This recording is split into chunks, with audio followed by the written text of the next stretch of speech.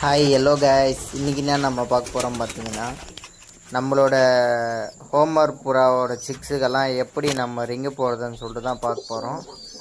அதுக்கு ஃபஸ்ட்டு நான் ஒரு 6 ரிங்கு எடுத்துக்கிட்டேன். 6 ரிங்கில் வந்து 8, 9, 10, 11, 12, 13 6 ரிங்கு எடுத்துட்டேன். இதுக்கு முன்னாடி வந்து பார்த்தீங்கன்னா 1லேருந்து 7 வரையும் ஆல்ரெடி நம்மக்கிட்ட பட்டா இறங்கியிருக்கு. அதில் வந்து நம்மளுக்கு கிடைச்ச பட்டான்னு பார்த்தீங்கன்னா ஒரு 4 சிக்ஸு மட்டும்தான் கிடைச்சிது.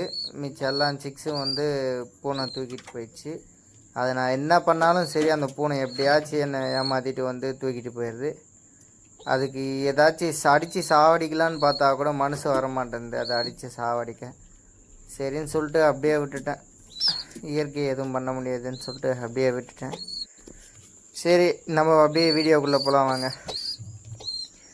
புறாவுக்கு வந்து எப்போவுமே ரிங்கு போடும்போது வந்து குறிப்பிட்ட ஏஜ் ஒரு 7 or 8 days ஆச்சுன்னாவே நம்ம புறாவுக்கு வந்து அந்த சைஸ் தெரியும். நமக்கு புறா வந்து கால் சைஸ் போகுமா போவாதான்னு சொல்லிட்டு அந்த சைஸாக இருக்கும்போதே நம்ம ரிங்கு போட்டு விட்டோம்னா ஈஸியாக உள்ளே இருக்க போயிடும்.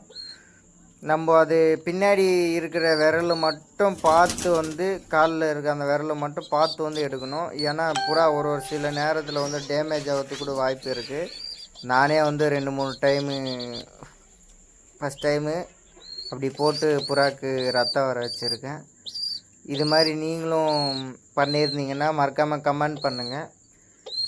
நானும் தெரிஞ்சுக்கிறேன் எத்தனை பேர் ஃபஸ்ட் டைமு இந்த மாதிரி தப்பெல்லாம் பண்ணியிருக்கீங்கன்னு சொல்லிட்டு. சரி, அப்புறமா என்ன பண்ணுறதுன்னு சொல்லிட்டு நம்மக்கிட்ட இருக்கிற புறாக்களுக்கெல்லாம் சிக்ஸுக்கெல்லாம் ரிங்கு போட்டு விட்டாச்சு. ரிங்கு போட்டு விட்டுட்டு சரின்னு சொல்லிட்டு நம்ம இன்னொரு பட்டாக்கு ஒன்றுத்துக்கு போடலான்னு சொல்லிட்டு பார்க்கும்போது அது இன்னும் அவ்வளோ பெருசாக வரல. நம்ம காலில் ரிங்கு போட்டு விட்டோன்னே கலண்டி வந்துடுச்சு.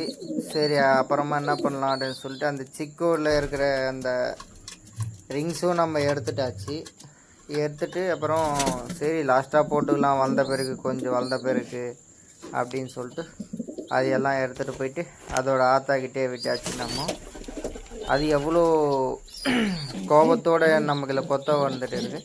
சரி, எதுவும் பண்ணல, ஒரு செகண்டரி உங்கள் குழந்தைக்கு வந்து ரிங்கை மட்டும் போட்டு விட்டுறேன் நான் இப்படின்னு சொல்லிட்டு நம்ம ஓன் ரிங்கு போட்டாச்சு. எல்லா பட்டாக்கும் வந்து நம்ம ஓன் ரிங் போட்டாச்சு. இதுவரை எத்தனை சிக்ஸுக்கு ப்ரோ நீ ரிங்கு போட்டிருக்கேன்னு பார்த்தீங்கன்னா, நான் வந்து 7 பட்டா மட்டும்தான் எடுத்திருக்கேன். ரிங்கு 50 அடித்தேன். 50ல் வந்து 7 பட்டா மட்டும்தான் எடுத்திருக்கேன். 7ல் வந்து 4 மட்டும்தான் நம்ம கைக்கு வந்துச்சு. மிச்செல்லாம் இறந்து போச்சு பூனை பிடிச்சி. பார்க்கலாம், இந்த சிக்ஸை நான் கண்டிப்பாக இந்த 6 சிக்ஸை நான் கண்டிப்பாக காப்பாற்றுவேன். எந்த ஒரு இதுவும் இல்லை, சேஞ்சஸும் இல்லை. நம்ம வீடியோ இதுக்கப்புறம் போடும்போது அப்டேட்டில் இந்த சிக்ஸ் எல்லாம் எப்படி வளர்ந்துருக்குன்னா எதுன்னு சொல்லிட்டு உங்களை நான் அப்டேட் பண்ணிகிட்டே இருக்கேன். நம்ம சேனலை மறக்காமல் சப்ஸ்கிரைப் பண்ணுங்கள்.